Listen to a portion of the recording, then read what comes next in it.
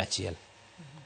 In kaka jalonyere chike ma ineno no winjo bed ni rido kata medo kete maino mondo mi ober riwruok mar COMESA mondo mi oywa joket mwandu kachiel kod jogo manyalo timo kode ohala. Gima duong' en COMESA follow rules mag ohala.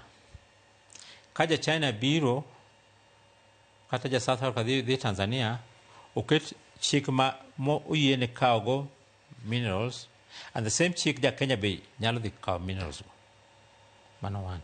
Two, woyien ka jo Rwanda nyalo dhi DRC mitimo ohala maduong', jo Kenya be nyalo dhi kuno timo ohala maduong'. Koro DRC ok onego teng jo Rwanda mondo kik bi, but one got normal differences between small countries.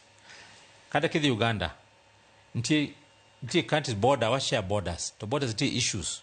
Ido kata kidhi Uganda Padhola gin joluo, ido ka gi cross the border, gibenti gidwano kik thaggi to ithago gi samoro.